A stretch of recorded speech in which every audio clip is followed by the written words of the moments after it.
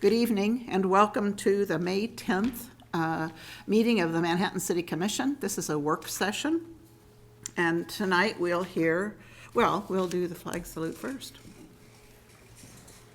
I pledge allegiance to the flag of the United States of America and to the republic for which it stands, one nation, under God, indivisible, with liberty and justice for all.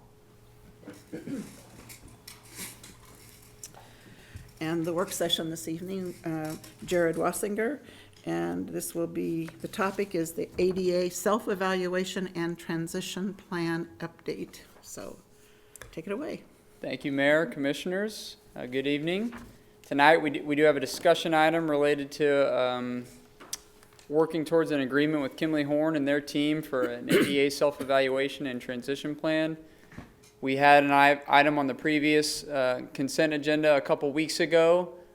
We got some feedback from the commission to come back with a modified agreement. So tonight we just want to go through the process that we've been going through, how we got to where we are today, get some feedback from you all. There won't be a vote tonight, and then we'll come back at a later meeting if recommended by a majority of the city commission. I'm going to go over a few slides at the beginning, but then I'm going to turn it over to Aaron Urich with Kimley Horn, who's been the lead working with the city on this. I'm going to go over a little bit of a background of just how we got to where we are today, and then Aaron's going to talk a little bit about the importance of an ADA self-evaluation for the city of Manhattan and how it relates to the ADA Act. Previous city efforts that we've done regarding self-evaluations and moving forward with compliance in those areas and other Title II requirements. And then our approach for 2022 and beyond. We're going to be recommending kind of a phased approach for a self-evaluation, developing an updated transition plan moving forward. I won't get into too much history, but the American with Disabilities Act was enacted in 1990. From 92 to 95, the city of Manhattan, much like pretty much every city in the country, created a self-evaluation of all of their programs and public rights-of-way, and as well, you do the evaluation and identify barriers, and then you create a transition plan on how you can correct those barriers over time. In that time span from 92 to 95, it included an evaluation of our existing programs and activities. We have changed a lot since 1992. We're doing a lot of different programs. We are communicating and working with the public in a lot of different ways. Technology has certainly brought a lot into the fold there. There was an inventory of some public rights-of-way, identifying curb ramps and where curb ramps weren't present back in 92. We did some updates, limited updates to the self-evaluation and the transition plan since 1993. We've brought on a lot of new facilities since then too. So we evaluated certain facilities. We've brought on a lot of and built a lot of new structures since then that haven't gone through this evaluation process. And then the transition plan, though, with the self-evaluation that was created in 1992, we haven't really created what we would call like a living document.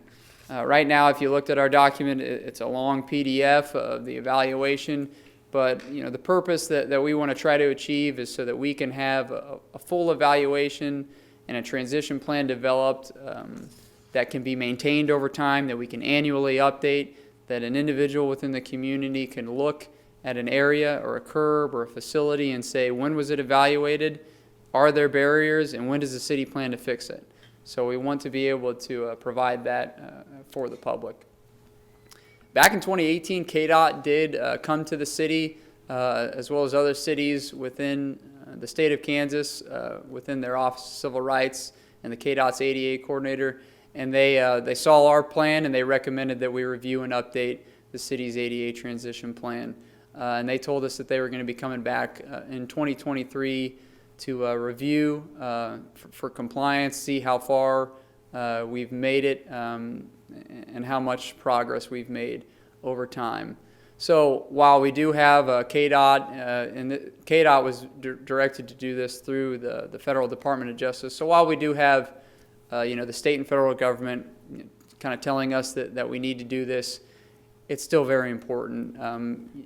our vision that we adopted within our strategic plan is we're trying to be that hub of opportunity for all people in Manhattan. So we want to, it's important that we look at our self-evaluation and update it, and then update this transition plan.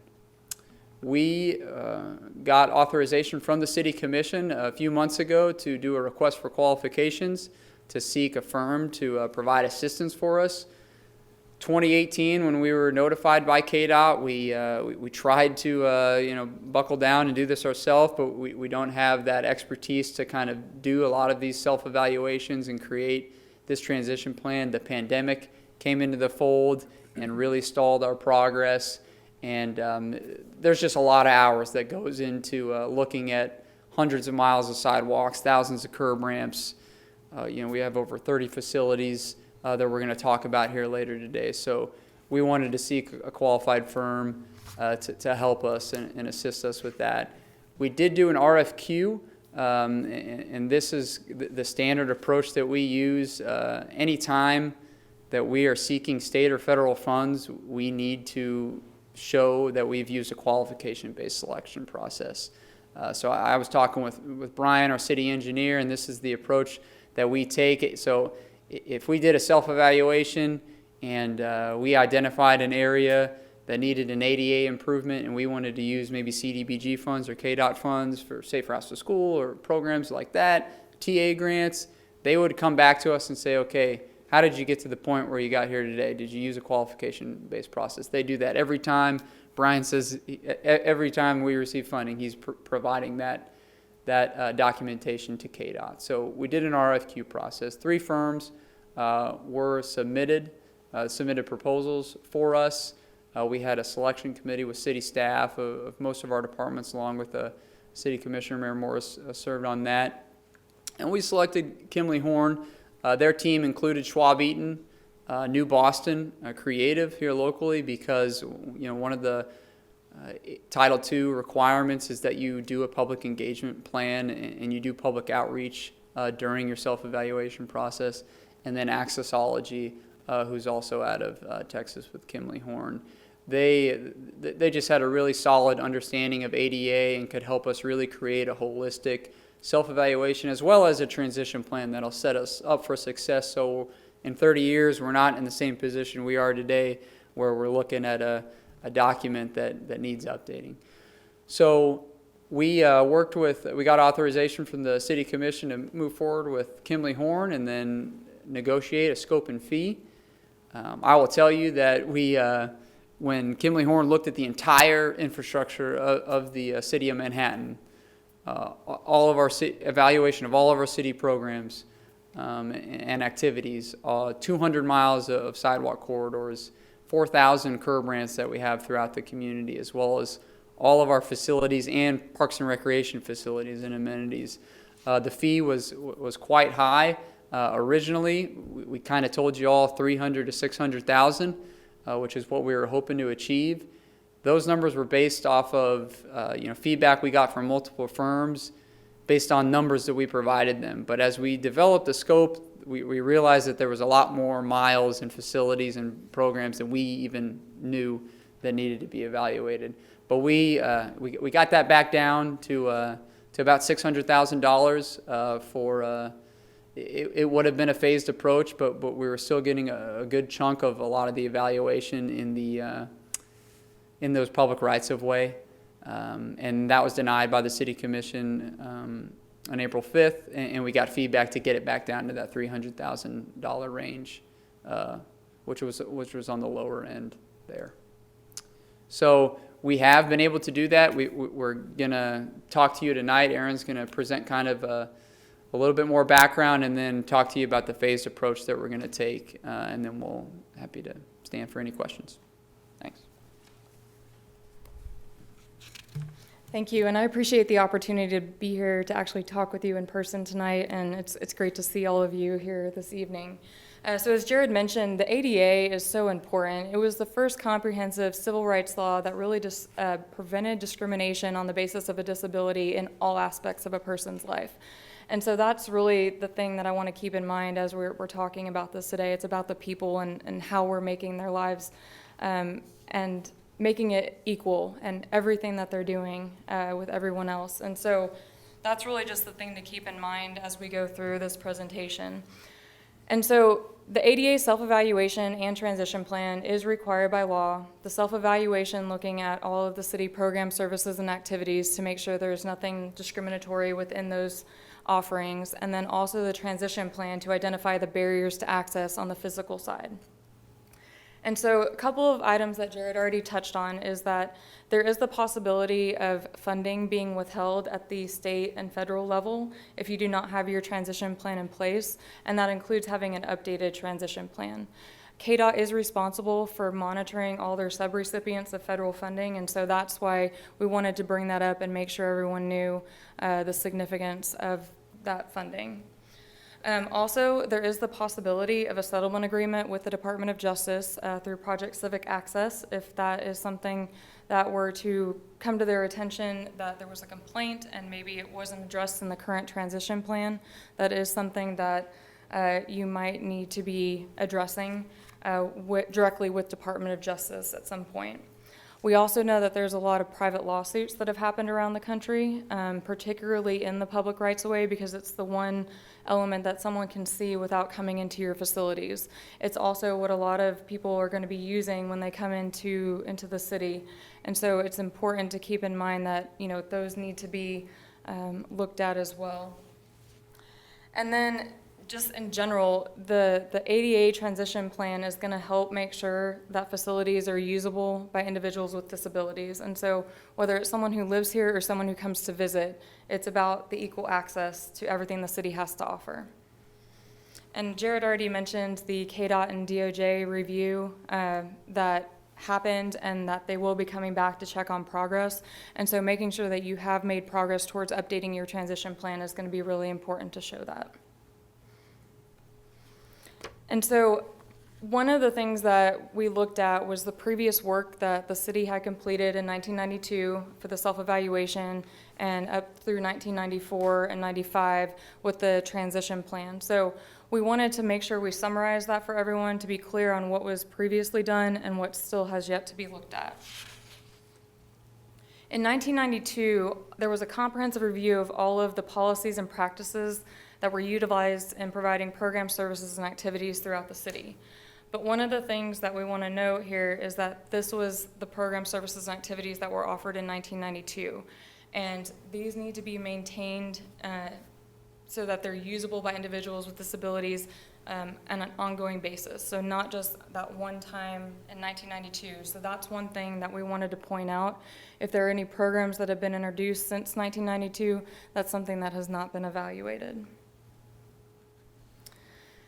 There were also previous building and park evaluations done, not only as part of the 1992 and 1995 ADA transition plan, but also in the 1984 Section 504 of the Rehabilitation Act. That was tied to facilities that were funded through federal funds, whereas the ADA does not matter where the funding comes from to construct those facilities. They're required to be compliant to meet programmatic access. And so as we go through the next couple of slides, we made that comparison between what had been done in 1984 and what had been done in the early 90s. So here are the facilities that were listed in both of the plans. So you can see City Hall and the auditorium were completed in both the 84 plan and the 1995 plan, as well as the community house. But please note that the community house is no longer the responsibility of the city. And then the other facilities that you see listed there were included and also updated in the 1995 plan. But when we compared that to the list of buildings that we had in the scope for this year, we did note that there were several buildings that had never been evaluated in the documentation that we had available to us. We did want to note here that the Flint Hills Breadbasket and the KEC building are owned by the city of Manhattan, but those are leased facilities, so that's something that you would also need to look at the lease agreements to understand what the responsibility of the city is. And then similarly for the parks and park and recreation facilities, We compared the 84 plan to the 95 plan to see what had been evaluated. So here, some of these were evaluated in both years, but there were only select amenities in each of those facilities that had been looked at. So while things had been done, it didn't quite cover everything. And this chart is just a continuation of that. So you can see what had been completed previously for those two plans. And then on the next two slides, I wanted to highlight what had not been evaluated previously. So in the 1995 plan, none of these parks and recreation facilities and parks had been included. So you can see the 11 on this slide, and then I did want to point out also the standalone trails that are not within any of the park facilities also had not been looked at. We did find documentation, as Jared mentioned, that there had been an inventory of every location where sidewalk had crossed a curb, but a curb ramp did not exist. That sidewalk crossing the curb is what triggers the need for a curb ramp, and so that is what these 1,500 areas were pointing to, but no evaluations of existing curb ramps were completed at that time.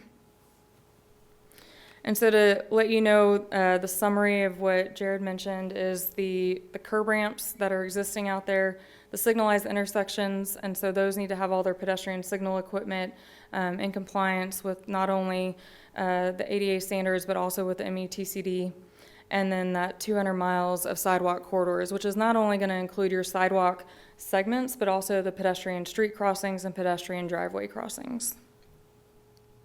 And I did want to note that there has been some case law that has been brought forth since 1992 that has determined that sidewalk is a city program. And so that is something that, to keep in mind, that has been a change since the original evaluation was done. And it does need to be maintained in an accessible condition, including those curb ramps that are serving those sidewalks. So a summary of the implementation that was done after the 1992 and 95 through 95 evaluations. There was some funding that was acquired, and there was also a match that was provided by the city to get to that $500,000. There were evaluations that we noted on those previous slides in 1992 and design plans that were put out. So in 3 different phases, those were constructed and implemented to fix the issues that were identified. There was also some documentation regarding the curb ramp implementation schedule. It was estimated based on those 1,500 areas that were identified that it would take over $1 million to install those curb ramps. And so there was an implementation schedule noted of about $50,000 a year for the years noted there. But beyond that, there was not any documentation that we had that indicated additional spending beyond 1997. And then just to recap what the Title II requirements are for the city, there is a public notice that is available, and just making sure that that is current with the Department of Justice suggestions for what it should state. There is going to need to be an ADA coordinator or someone to oversee that Title II compliance, and that is someone that has yet to be identified that needs to be. And then also the grievance procedure that's in place needs to be reviewed to make sure that it is meeting the requirements of the Department of Justice. Right now, we don't have documentation that the current services, policies, and practices that the city offers has been evaluated. So those first 2 items that you see, the evaluation and the modification of those to be in compliance, have not been completed since 1992. And then making sure that you are involving the public and having that public outreach is a requirement every time you update the transition plan and the self-evaluation. And the last time there was public engagement that we could find documentation of was in 1992. The self-evaluation, noting here that it needs to be kept on file for at least 3 years after, that documentation is there, but that recommendation from Department of Justice is that it get updated every 4 years. So there has not been anything since 1992. And then I mentioned earlier that there is an ongoing obligation to operate each service, program, and activity so that it is readily accessible and usable by individuals with disabilities. And so that would also point to not only the typical programs you would think of, maybe a Parks and Rec program, but also the sidewalks and curb ramps that you have out in the public rights of way. And then for developing and maintaining the transition plan.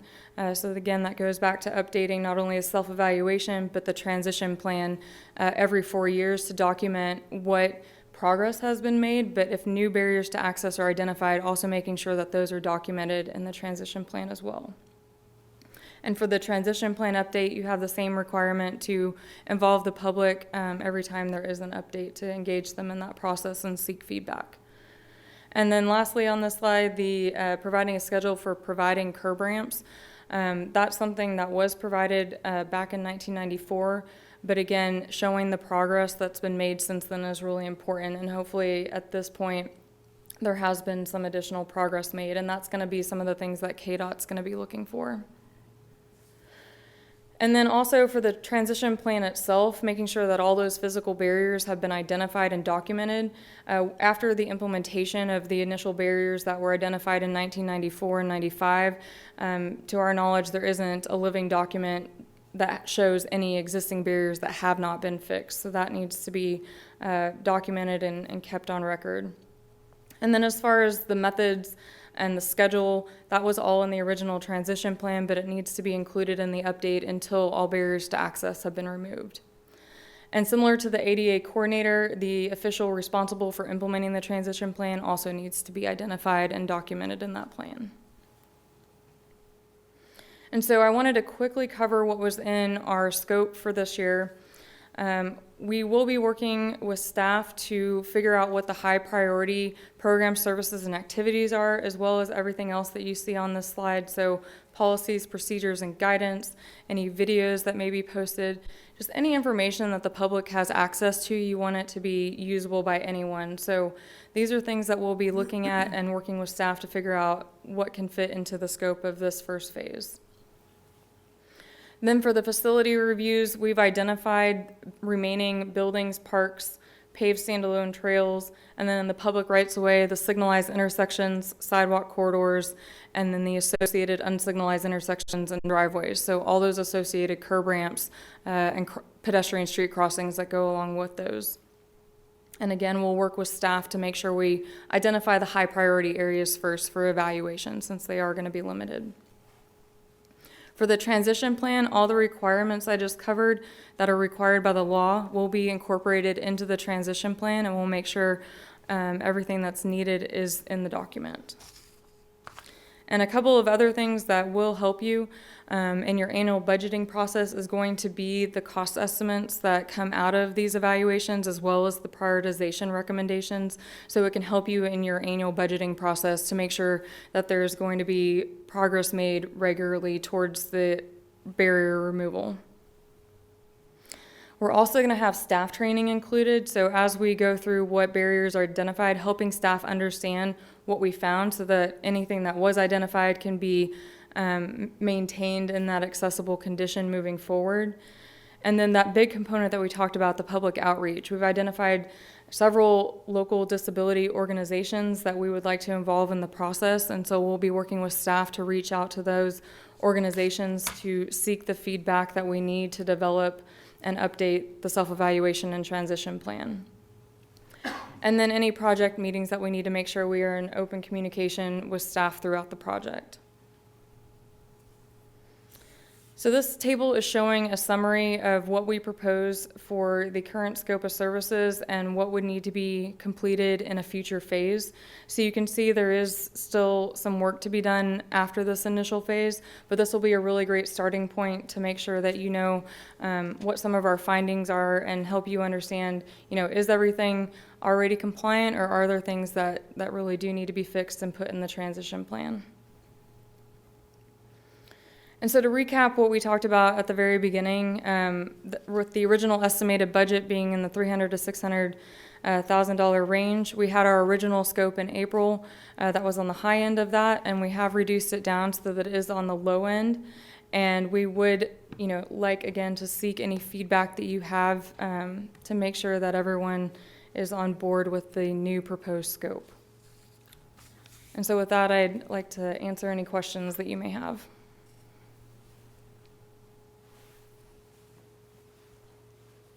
If you'd like to start at the far end, that'd be great, John. Thanks.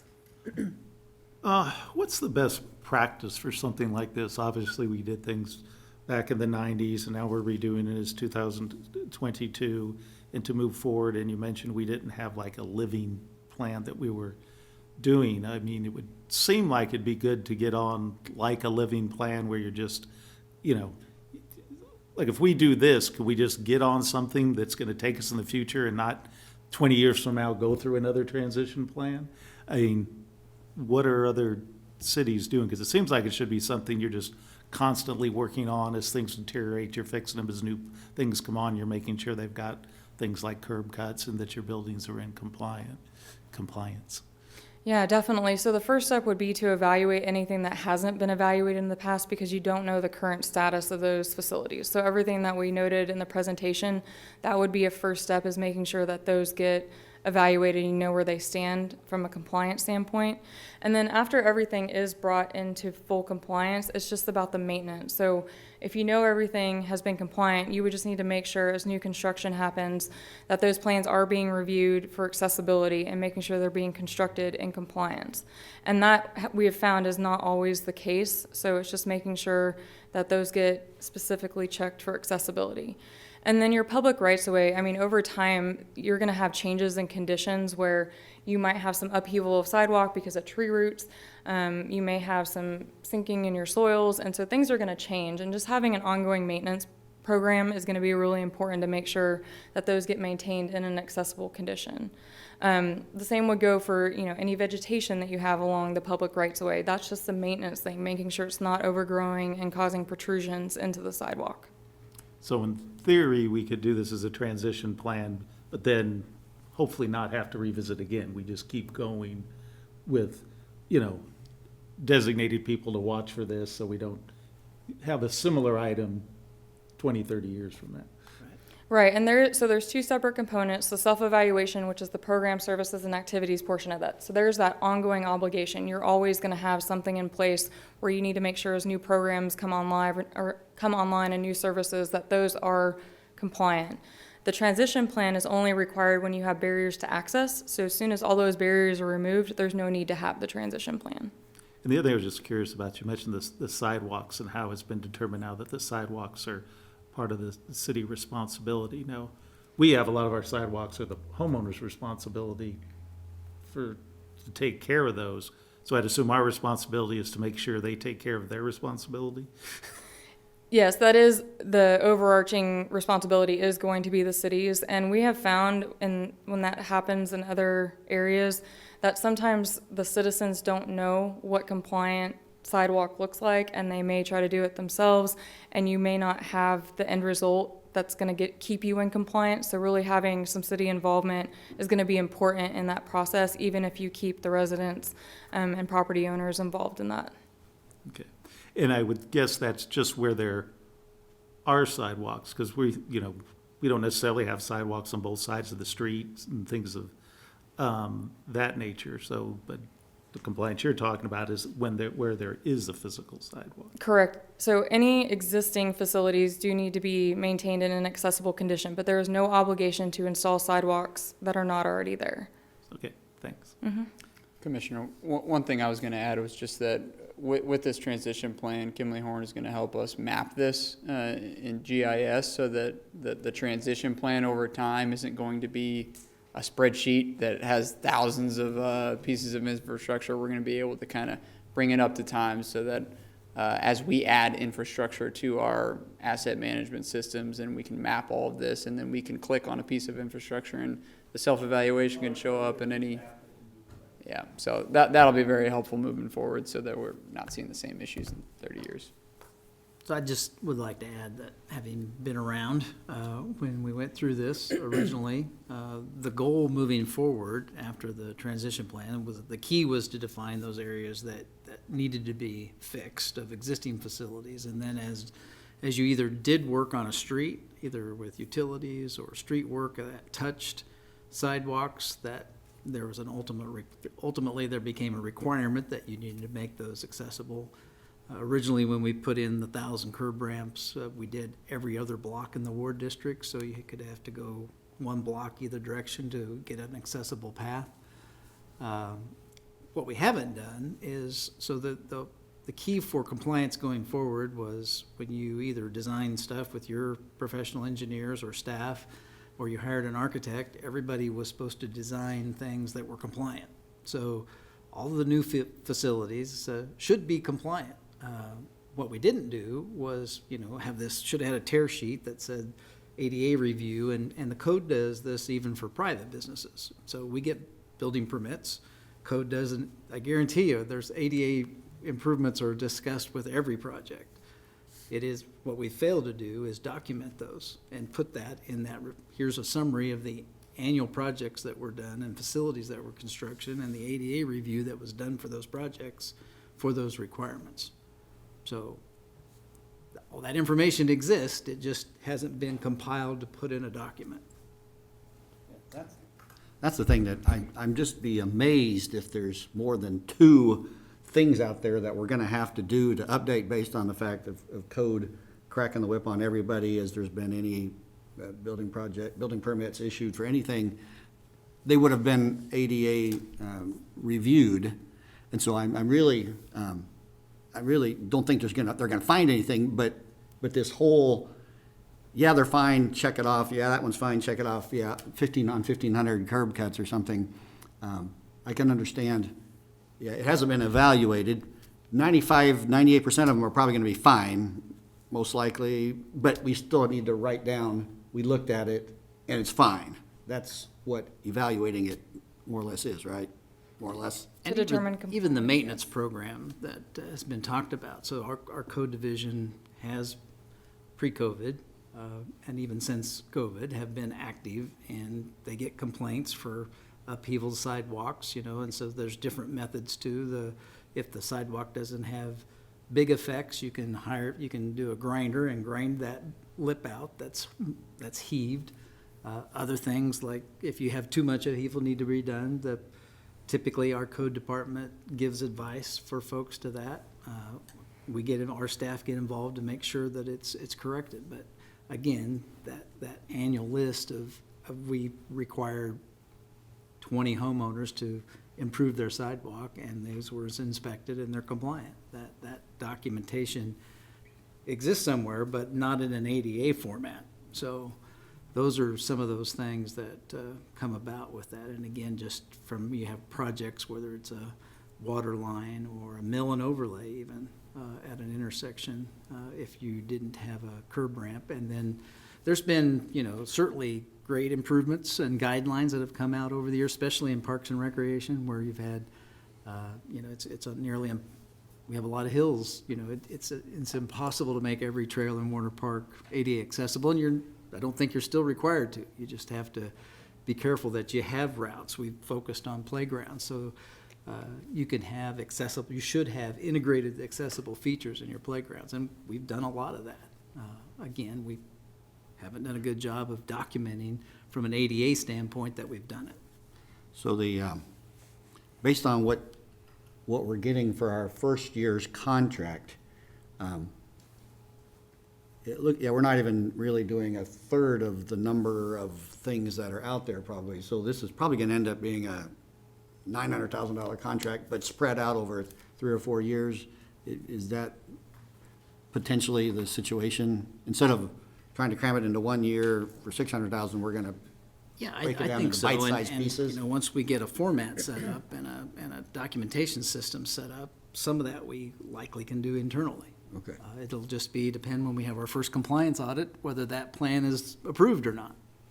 Yeah, a lot of things you'll see in this first contract too are some of the steps that we need to take in addition to the true going to a sidewalk and evaluating it, with the public outreach, with staff training, so that we can over time feel comfortable to continue to keep the transition plan updated, creation of the transition plan and using the GIS system and the mapping, so that if we work with Kimley Horn or Schwab Eaton in the future to do additional evaluation, we can just input that into the to the transition. Hopefully create the system here in the first year, and then after that, we can do a lot of that stuff. And we're gonna try and budget that accordingly moving forward through the CIP.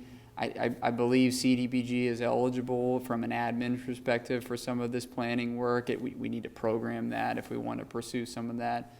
And then for any removal of barriers and actual construction costs, we could use some outside sources of funds as well. But yeah, we're going to take that phased approach. And the transition plan, you know, as we've talked about, you don't have to remove all barriers within a year.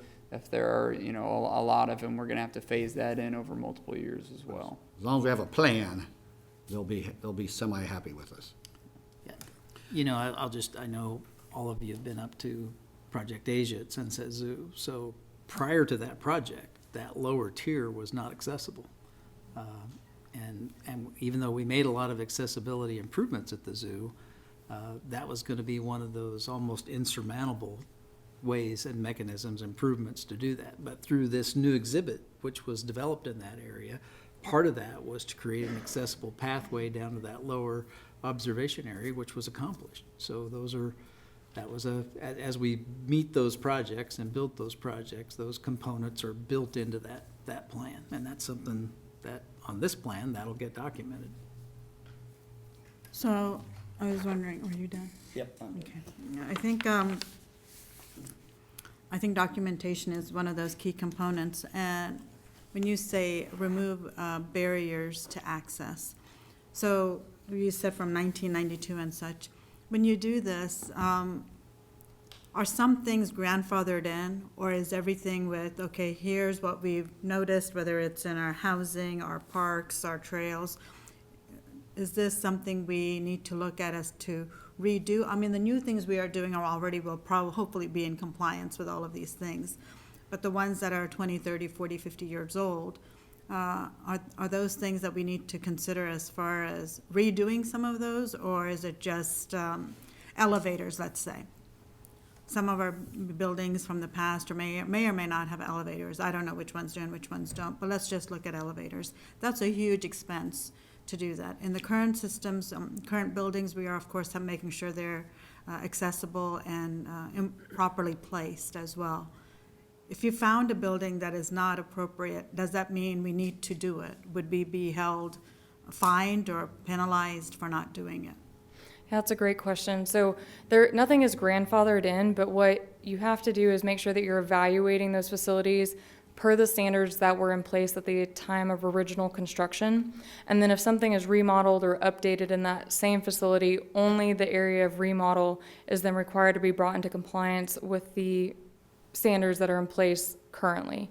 And so you wouldn't have to bring older facilities into compliance with the current standards if they were compliant when they were originally constructed. So that's something that we want to understand as we do the facility evaluations, is what year were they constructed and what year were they remodeled. And we've gathered that information from staff, so we do have that available. Okay, and so that would be documented if they were following the guidelines at that time, and what we should redo, or we are out of compliance and we really have to consider putting it into our CIP or whatever budgeting system, or if it's good as is because it's meeting the requirements.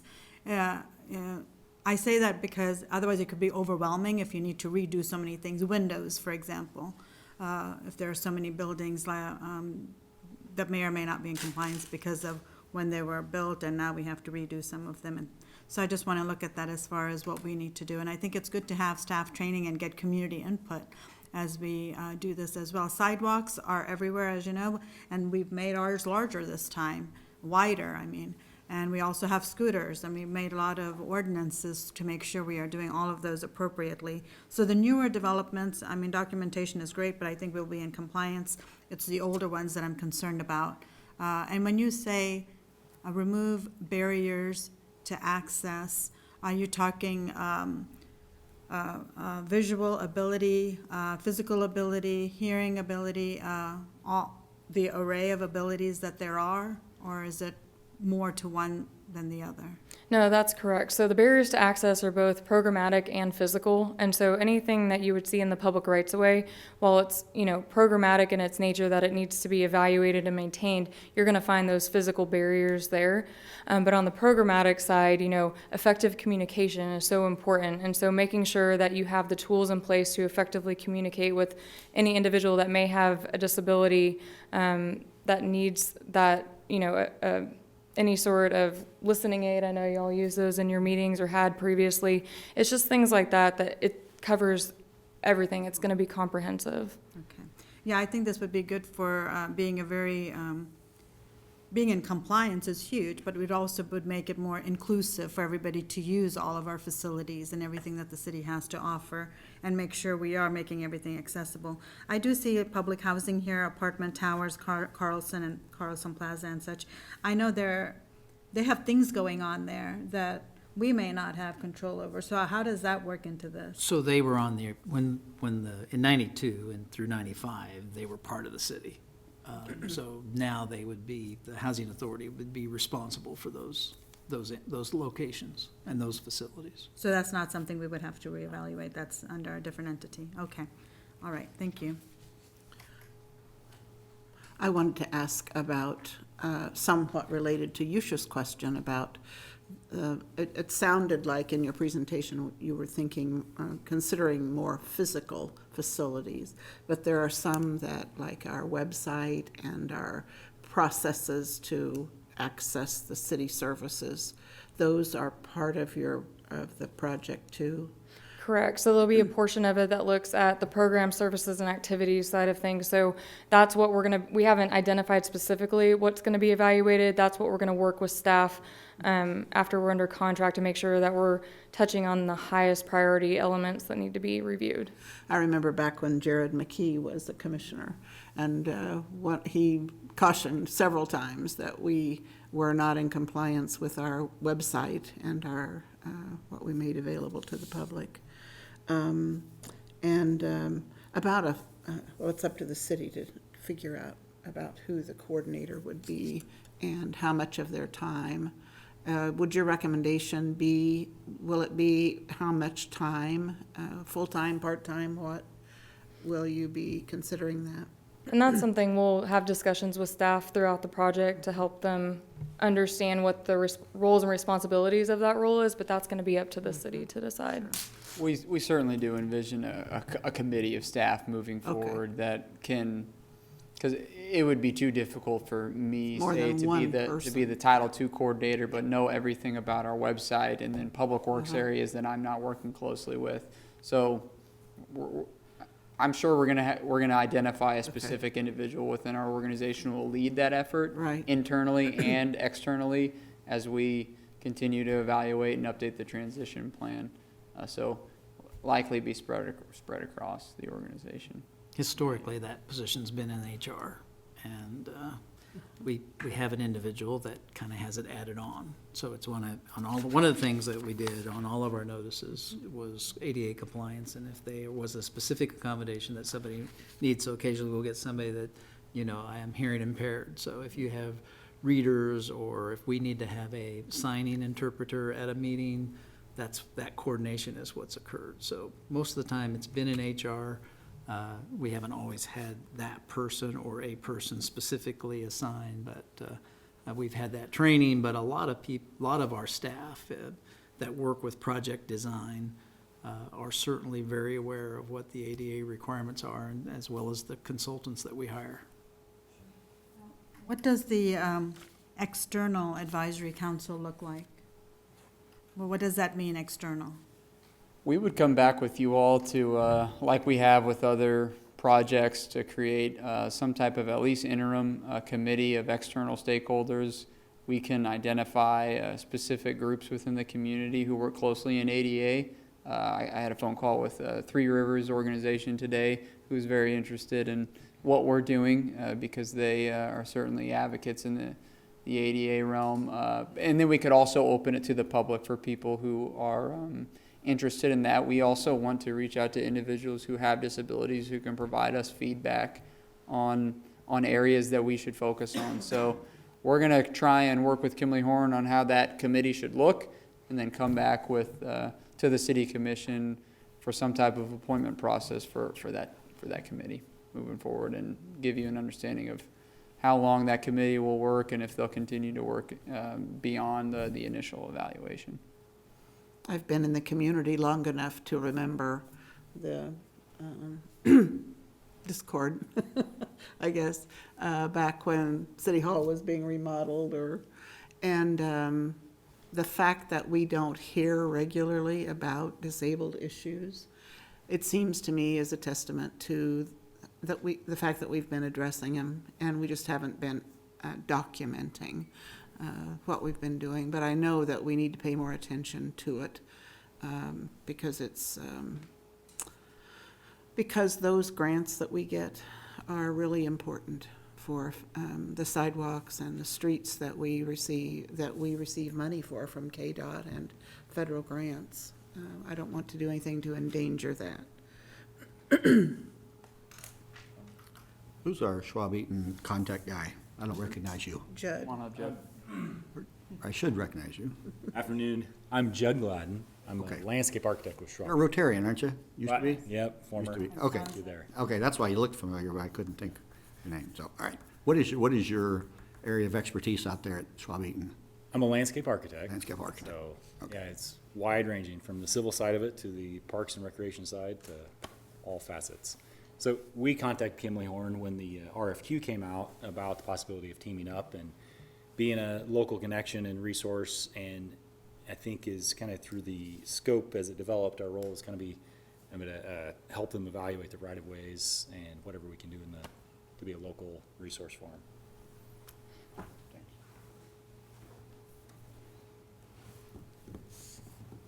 Okay, are there other questions?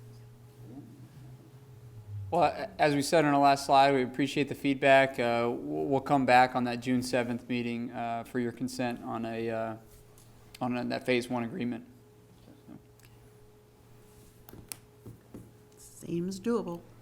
Okay, well, thank you very I much. don't think we have any members of the public.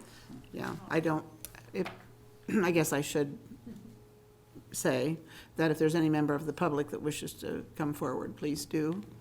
And seeing none, I'll close that part of the public comment period. I think we're adjourned. The city offices will be, Yes, we are holding a training day tomorrow for most of our employees. We still have some employees like firefighters and water and wastewater treatment plant operators and emergency crews that will be working, but we'll be holding a full day of training on different aspects. So our offices will be closed tomorrow, and we put news release out and have posted stuff, so. I know the county does that. They just stop everything and bring the staff together. And I think that makes is beneficial for people to feel a part of the organization. Well, thank you. We're adjourned. Thank you for your time.